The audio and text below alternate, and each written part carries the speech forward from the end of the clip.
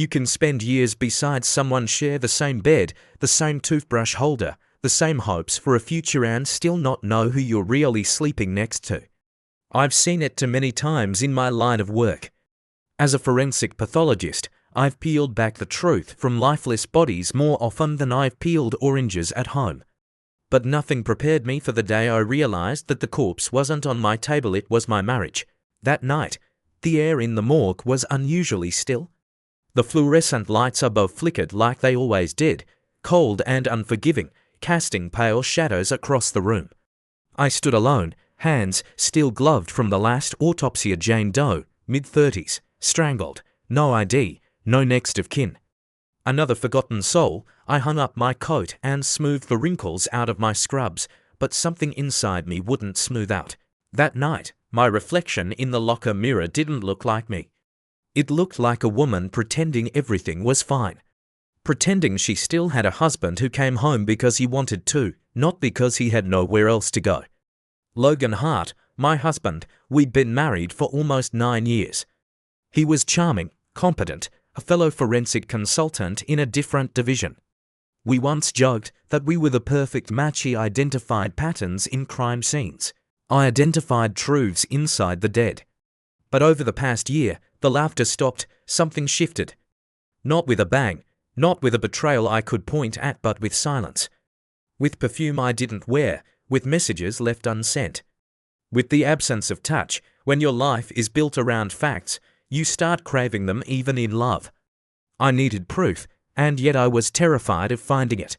That evening, after finishing a back-to-back caseload, I found myself staring at my phone longer than I should have. Logan hadn't texted again. He claimed he was working late again. But our schedules were synced. I knew he didn't have a reason to stay past ours. The excuse was wearing thin, and so was my patience. I walked out into the New York night, the kind of cold that wraps around your bones instead of your skin. My scarf felt too thin, the world too wide. I made my way to the car in silence, not a single soul in the parking lot but me. My keys jangled like distant wind chimes, even the street lights blinked like they were struggling to stay awake. And yet, inside me, something had woken up, a flicker of instinct. The same instinct that had solved 100 deaths was now clawing at my marriage, whispering in my ear, "He's lying to you again." I didn't go home right away. I sat in the car for a long time, just breathing. Just trying to remember when exactly we had become strangers. Was it last fall, when he forgot our anniversary and blamed the lab? Or the winter before, when he said he needed space and started sleeping on the couch after arguments that never really ended? Or maybe it was when Jenna started working at his department. Jenna Cross, the kind of woman who always smelled like gardenias and entitlement. She was younger, faster with a smile, and just the right amount of vulnerable to make men feel like heroes. I'd seen the way she looked at Logan during office events, wide-eyed, too eager. The way she hung on his every word like she didn't know where his wedding ring sat every night. I didn't want to believe it, but the signs kept accumulating like toe tags in a mass casualty. That night, I didn't sleep. One didn't confront, I observed. I took mental notes. I watched him come home just before sunrise, smelling like the world he never let me see. He tried to kiss my forehead like it meant something, and I let him. Because I needed time to turn suspicion into certainty. Time to turn a broken heart into a weapon. People often think revenge is loud and messy. But the truth is it can be silent, surgical, a cut so clean it doesn't bleed until later, and I knew exactly how to do that. The first thing I did was call Ian, my most trusted colleague in the lab. Swapped my shift for the following Friday. Logan had mentioned he was going to our cottage that weekend, the one in Hudson Valley that we used to call our escape from the world. I hadn't been there in months. I'd always wondered why he suddenly stopped inviting me. Now I knew I needed to see it for myself. I needed the truth. You know what they say about truth, it sets you free, but first, it wrecks you. And I was about to walk into that wreckage willingly. Because the moment a woman like me, trained to read the hidden details in corpses, decides to turn that scrutiny inward, the results can be terrifying. Not just for me, but for him, for her. For everyone who thought I'd just cry, forgive, and move on, they had no idea who they were dealing with. If this story gripped you even a little, subscribe to this channel. I promise you it only gets darker from here. And if you want to find out what happens when truth meets revenge, you won't want to miss part 2.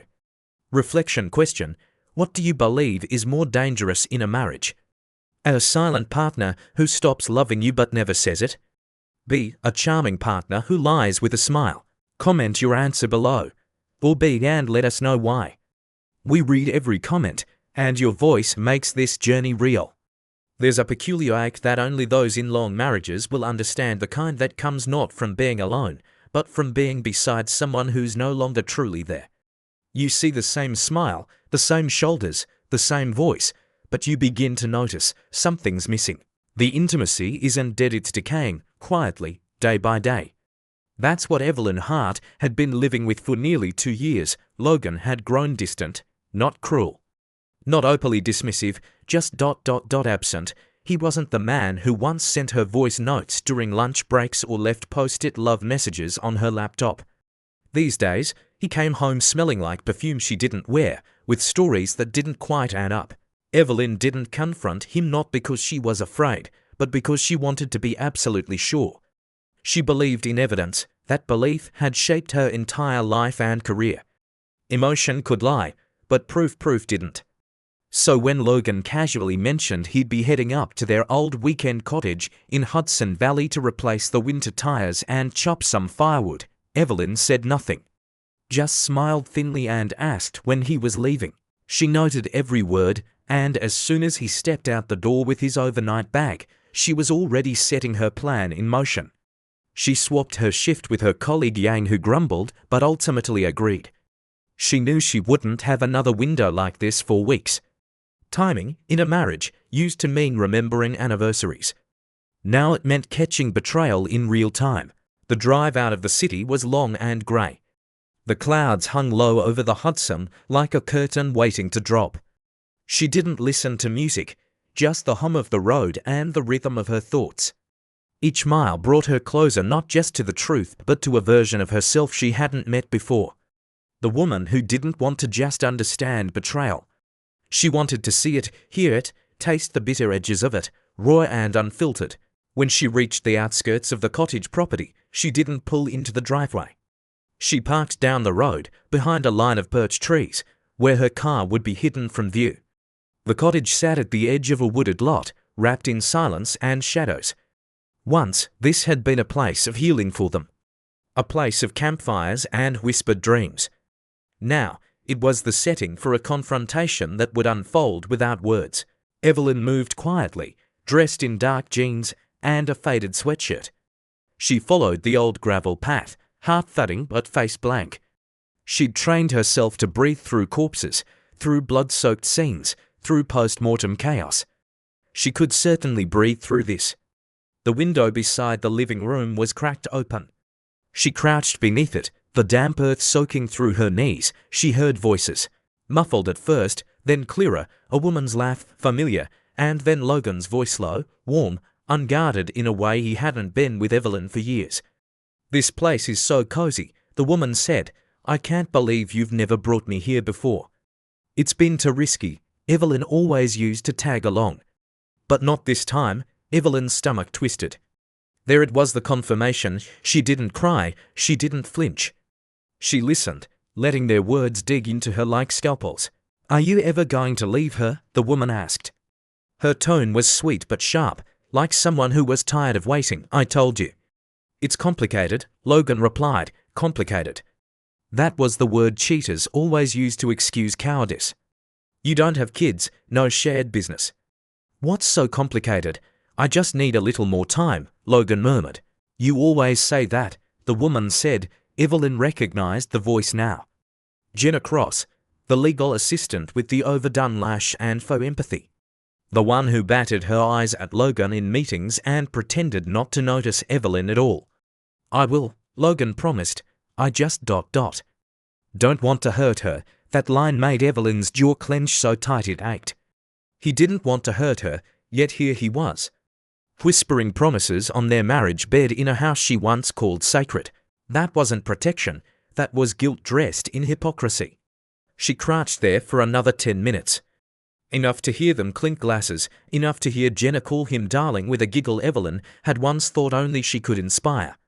Then she backed away, slowly, carefully, without a single twig snapping under her boots. She didn't storm in, she didn't confront. Because there was nothing more to say. The evidence was clear. Logan had made his choice. Now she would make hers. Evelyn returned to her car, hands trembling as the adrenaline began to wear off. She sat there in the silence of the woods, head resting on the steering wheel, breath fogging up the windshield. The betrayal wasn't a surprise anymore, but it still hurt, not because of the sex or even the lies, but because of the years, because of the 1,000 small moments that built a life, now scattered like ashes. She could have ended it that night, driven home, filed for divorce, left a note on the kitchen table.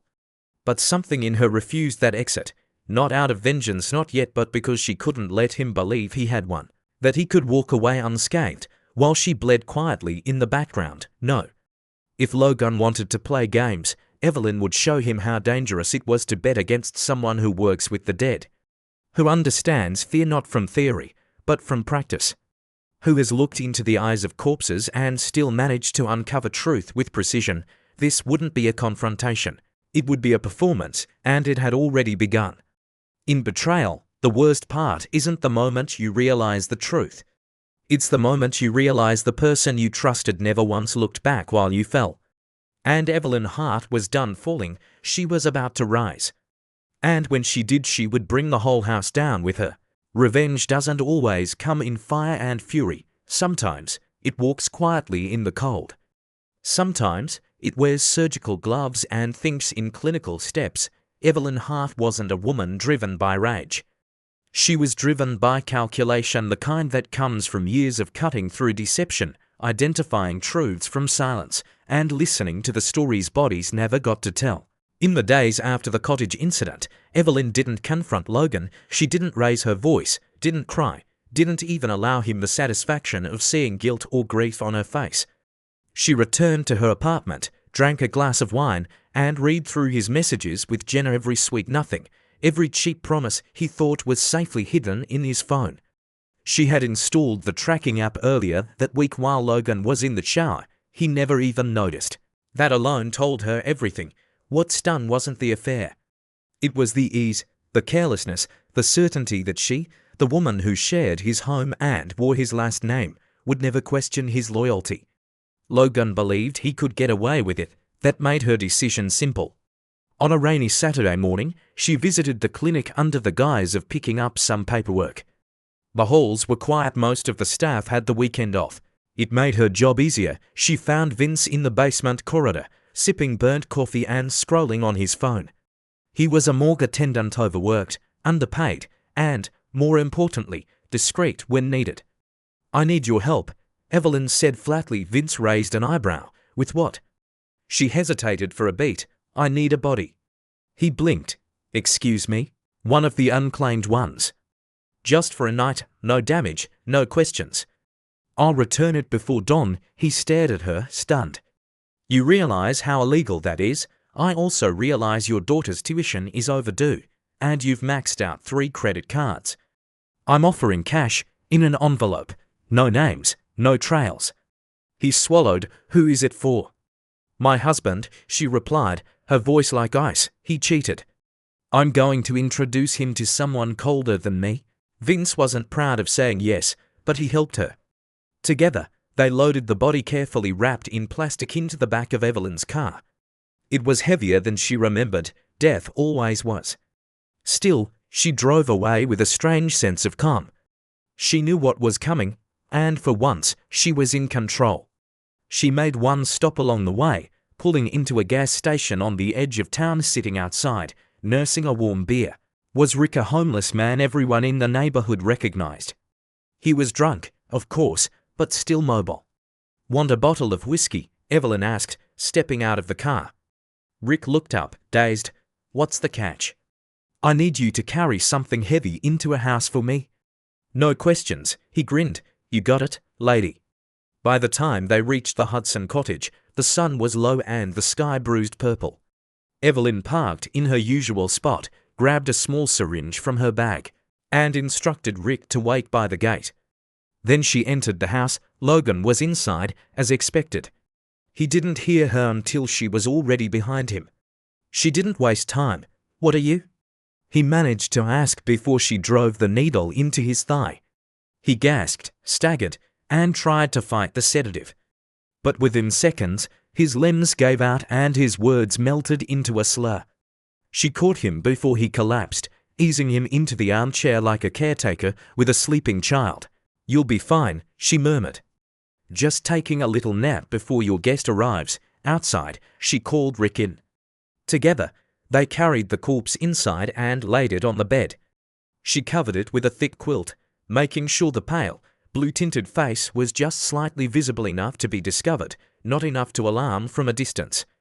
Then she handed Rick the promised bottle and told him to wait nearby. She'd need him again shortly. With the scene set, Evelyn turned off the power at the circuit breaker and shut the curtains tight. Darkness swallowed the room. She pulled out Logan's phone from the table and typed a message to Jenna, mimicking his tone perfectly. "Power's out at the cottage.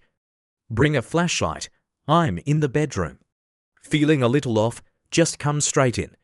She hit send, then tucked herself into the narrow space between the wall and the built-in cabinet, heart steady, breath controlled. She had performed hundreds of autopsies in silence. She could wait now. 20 minutes later, headlights flared through the window. Jen arrived, high heels tapping against the porch. The door creaked open. "Logan," she called out. "It's me. I brought the light." The flashlight beam swayed uncertainly across the room. Then into the hallway. Then the bedroom. "Baby." Her voice softened. She stepped inside and saw the shape in bed. She smiled, dropped her purse, kicked off her shoes, and slid under the blanket. "Why are you so cold tonight?" she whispered. What happened next was a sound Evelyn would remember for the rest of her life. A single, sharp scream that tore through the still air, followed by gasping sobs. Jenna scrambled backward off the bed, knocking over the knitstand. Her flashlight rolled across the floor, casting chaotic shadows on the walls. She stumbled against the doorframe, retching. Evelyn stepped out from her hiding place, arms folded. "What's the matter?" she asked, her voice calm. "Doesn't your sugar plum meet your expectations?" Jenna whirled, eyes wide with horror. You're insane." "I didn't kill anyone," Evelyn said with a shrug. "You should be more careful about whose bed you crawl into." "Who is that?" Jenna screamed, unidentified. "Maybe you'll recognize him. You seem to be into dead things." Jenna collapsed to the floor, trembling and pale. Evelyn checked her pulse, faint but stable. Then she walked outside and summoned Rick. Together, they returned the corpse to the car. An hour later, the body was back in the clinic's cold room. Vince helped unload it in silence. She handed him another envelope. "No one saw a thing," she said. "If anyone asks, the body never moved." Vince nodded, pale. "This won't come back to us, right?" "It won't come back to anyone," Evelyn said. She left the clinic without looking back. Some women scream, some cry, some beg. Evelyn's heart staged a haunting. And for the first time in years, she slept peacefully. There's a peculiar silence that fills the space between two people when trust has been shattered. Not the kind of silence that begs to be broken with an apology or a conversation, but the kind that echoes with everything that's already been said. And done. For Logan Hart, that silence began the moment he opened his eyes beneath the thick bushes outside the cottage. The pain in his leg was sharp, the fog in his mind unbearable. He staggered to his feet, vision spinning, his memory splintered into fragments of Evelyn's face, a needle, the sound of her voice like wind across ice. When he reached the house, something felt wrong. The door was ajar, the air inside was cold, lights were off. And then there were the sounds, strange, distant, erratic. He flipped the breaker in the basement, restoring the power, and as the lights blinked on, he made his way up the stairs, heart pounding. In the bedroom, he found Jenna collapsed on the floor, makeup smeared, her breathing shallow. Her face was contorted in horror. When she looked up at him, her eyes weren't filled with love, they were filled with terror. She was here, Jenna gasped. Your wife, and there was a body. She put a dead body in the bed, Logan froze. What? I laid beside it. I thought it was you. He helped her to her feet, still struggling to understand. The bedroom was empty now, no corpse. Just scattered sheets, an overturned lamp, and the stench of fear, but Jenna's trauma was real. He gave her water, tried to calm her, but she flinched at every sound. Her nerves had snapped. The affair that once felt thrilling and secretive had collapsed into something grotesque and shameful. They left the cottage within minutes. Logan didn't speak much on the drive. Jenna cried in the passenger seat, clutching herself like a child. She kept repeating that she needed to get away, that she needed time. At the hotel, she curled into a fetal position on the bed and didn't move for hours. By morning, she asked to be driven to her mother's house. She wouldn't even look Logan in the eye. Back in the city, Logan walked into the clinic expecting confrontation. What he found was a ghost. Evelyn had resigned quietly, efficiently, no drama, no explanation. Her office was empty, every photo, every pen, every trace of her gone. When he asked her colleague Yane where she'd gone, all he got was a shrug. She said she needed a fresh start. That's all she told us. Logan drove home in a panic, half expecting to find her sitting on the couch, waiting. But the apartment was hollow. The closet doors swung open to reveal hangers, but no clothes. In the kitchen, on the marble counter, sat her wedding ring, nothing else, not even a note. Just that small, circular token, once a promise, now a period. In a moment of rage, he hurled the ring across the room. It hit the wall, bounced onto the floor, and disappeared under the cabinet. He didn't bother retrieving it. Logan moved into a bachelor apartment 3 weeks later. It was sterile, lifeless, a temporary shelter that somehow became permanent. He never heard from Jenna again. Her number stopped working. Her LinkedIn disappeared. A mutual friend later told him she had left law enforcement entirely and taken a job at a non-profit out of state. She needed to heal, they said. That night really messed her up. He didn't argue. He knew. At work, Logan's reputation changed. Colleagues greeted him with polite nods, but no warmth. The unspoken rumor of what happened at the cottage seeped through the halls like smoke. No one confronted him, but no one invited him to lunch either. He kept expecting Evelyn to call, not to apologize, God, no, but to scream at him, to curse him out, to demand closure. But she never did, and somehow, that silence wounded him more than any shouted accusation ever could. It made him feel disposable, erased. For months, he would sit alone in his apartment, staring at the door, wondering if she'd walk through it. He'd check his phone like a man waiting for a verdict. Every vibration made his heart leap, and every blank screen brought him lower. When people ask me what destroys a marriage faster, infidelity or indifference, I always tell them it's the latter. Cheating is an act of betrayal, yes. But indifference is erasure. It's pretending the other person no longer exists, even while they're standing in the same room, and that's what Evelyn did so perfectly. She didn't just leave him, she erased him. No revenge plot could have hit harder than that. But here's the real consequence: Logan hadn't just lost his wife. He lost the version of himself that she once believed in. He looked in the mirror now and didn't see the man who made her laugh in the lab, who brought her black coffee with too much sugar, who kissed her hand before every conference. That man was dead, replaced by a ghost in a cheap apartment with nothing but guilt to keep him warm. Meanwhile, Evelyn was rebuilding quietly, intentionally, in another city, under another sky. She had started again. She didn't need to announce her strength to the world, she simply lived it. Her old life was a lesson, not a prison, and while Logan spiraled in regret, she rose in freedom. And that's the true collapse, not just of a marriage, but of illusion, of comfort, of ego, when the consequences of betrayal unfold not in a courtroom or a fight, but in silence. In the absence of forgiveness, in the knowledge that the person you once knew became stronger without you. Logan would go on, eventually, people always do. But every time he'd reach for a moment of joy, it would taste just a little bitter. Because he would remember she didn't just survive him, she buried him alive. Starting over is never as glamorous as people think. It doesn't begin with a sunrise or a packed suitcase or some inspirational quote about healing. No, It begins in the quiet, in the stillness of unfamiliar walls, in the ache of solitude that's no longer shared.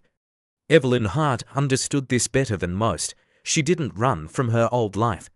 She walked deliberately, unsentimentally away from the ruins of a marriage, a career, a version of herself she no longer recognized. After everything that unfolded, the betrayal, the confrontation, the performance that blurred the line between justice and vengeance, Evelyn knew she couldn't stay, not in New York, not at the clinic, not in the same skin. She chose Seattle. A city far enough to forget, but grey enough to feel familiar. She didn't want sunshine. She wanted fog clouds of space. She wanted a place that mirrored her internal state, muted, unsettled, yet full of possibility. Her new apartment was small, sparse, a single bedroom, a modest kitchen, and large windows that faced a street lined with bookstores and coffee shops. She didn't decorate much, a few framed prints, a reading lamp, and a ceramic mug that said, "Trust the evidence," a gift from a former student, years ago. Everything else she left behind intentionally. She didn't want souvenirs from a past life haunting her here. Work found her quicker than she expected. A small but well-funded private forensic firm had an opening for a fingerprint analyst. Less emotionally grueling than her old job. More technical, less depth. That appealed to her now. She needed precision, patterns, clean lines. For once, she didn't want to know how or why people died. She just wanted to identify what was left of them. Her colleagues were kind, curious about her, but not intrusive. They called her Dr. Hart with a mix of respect and caution. She carried herself like someone who'd seen more than she said. And perhaps that was true. Evelyn didn't share much. Not about New York, not about Logan, and certainly not about what had happened in that cottage. But they noticed things, her quiet discipline, her fierce independence, the way she double-checked every file, the way she rarely looked surprised. They never asked if she was married, if she had children, if she had plans. She appreciated that. Elaine, her closest friend from New York, was the only connection to her past she chose to maintain. They spoke occasionally, brief calls, quick texts, sometimes a voice memo at midnight when sleep wouldn't come. Elaine was on maternity leave now, expecting her first child with Ian, a baby girl. Evelyn smiled when she heard the news, not a forced smile, but a genuine one. She was happy for them, genuinely. Their love had been born in the trenches of a hard job, tested by secrets, and still found a way to thrive. It reminded her that love wasn't always a lie, just ... sometimes misplaced. They spoke about the aftermath sometimes. About Logan, about Jenna, about the storm that Evelyn had left behind and the eerie calm that followed. According to Elaine, the clinic had never been the same. People still whispered, though they didn't know what exactly had happened. Some speculated a breakdown, others said Evelyn had left after discovering an affair. No one guessed the truth. How could they? It was never designed to be found. Logan had become reclusive. He kept his job, but lost his charm. He no longer smiled at colleagues, no longer flirted, no longer led training sessions with the ease he once did. He simply worked.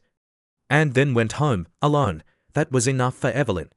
She didn't need revenge to be loud. Sometimes, silence did the job better. Still, there were nights when the past came knocking, a dream, a memory. The sound of a laugh that sounded too much like hers. Evelyn didn't pretend she was fully healed. Healing, she realized, wasn't a destination. It was a daily choice to keep going, to keep showing up, to keep living even when you're unsure what you're living for. And slowly, almost imperceptibly, she started living again. She found a yoga studio 2 blocks away and started attending classes at dawn.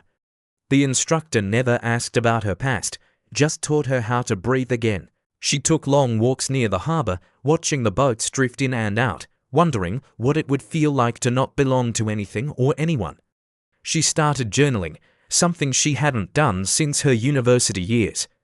At first, the pages were angry, sharp, but eventually they softened, turned reflective, honest, sad, and then, somehow, hopeful. There was no great love waiting for her around the corner. No passionate affair to erase the memory of Logan, but there was peace, in mornings spent sipping black coffee beside her window.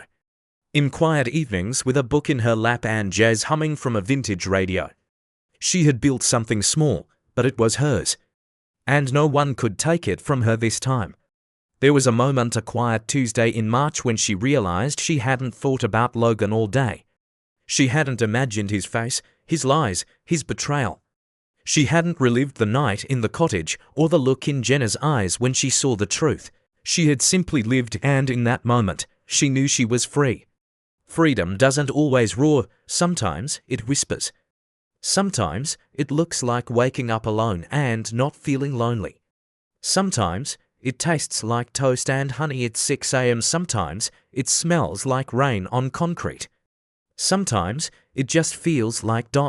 nothing, and after chaos, nothing can be the most beautiful feeling in the world. Evelyn Hart would never be who she was before. But she didn't need to be, she was stronger now. Not colder, not crueler, just clearer. She had learned that endings aren't always tragedies. Sometimes they're necessary, sometimes they're mercy. And sometimes they're the only way to find yourself again. There comes a moment in every person's life when silence speaks louder than words, and distance delivers more justice than confrontation ever could. The cold goodbye wasn't just a story about betrayal, it was a study of human resilience. Evelyn Hart did not scream, she did not destroy, and she did not beg. She chose to see, to understand, and then to walk away. That is a kind of power rarely discussed, but deeply transformative. We often believe that justice must be loud. That healing only comes when others validate our pain, when apologies are offered, or when vengeance is complete. But Evelyn's journey reveals a quieter truth, that dignity is often found in restraint, in strategic calm, and in the unshakable knowledge of your own worth. What she lost in one life, she gained tenfold in another: peace, clarity, and a future untethered from the betrayal of others. But that transition was not magical, it didn't happen overnight. It required uncomfortable solitude, brutal honesty, and the courage to rebuild from nothing.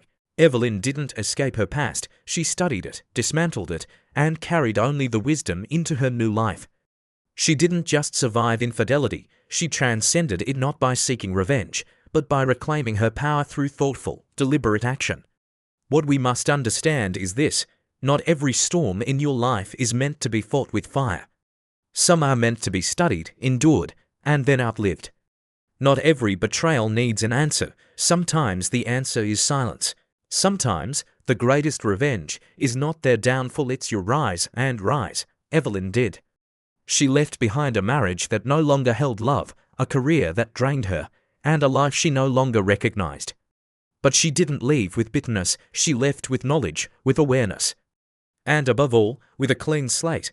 This story reminds us that starting over isn't weakness, it's wisdom. Knowing when something no longer serves your growth is not selfish, it's self-respect. And while not everyone will have the dramatic backdrop that Evelyn did, we each face moments when we must choose. Do we stay in what's familiar but destructive? Or do we face the unknown in hopes of something better? Life lesson. In your own life, if you ever find yourself stuck in a toxic relationship, workplace, or environment, remember this: you don't need to burn it all down to reclaim your peace. Sometimes the most powerful thing you can do is leave without permission, heal without apology, and build without noise.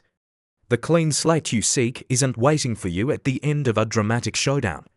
It begins the moment you stop seeking justice outside and start creating peace inside. Simple question to reflect on: if someone betrayed your trust deeply, what would you choose to do?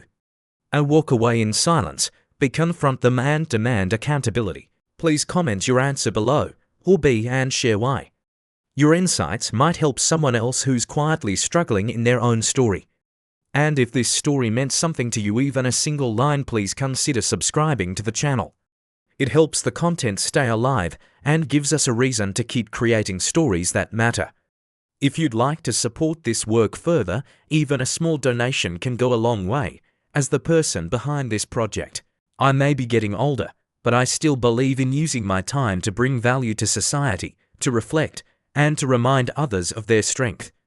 Your support, whether it's a share, a dollar, or a kind comment, keeps that mission going.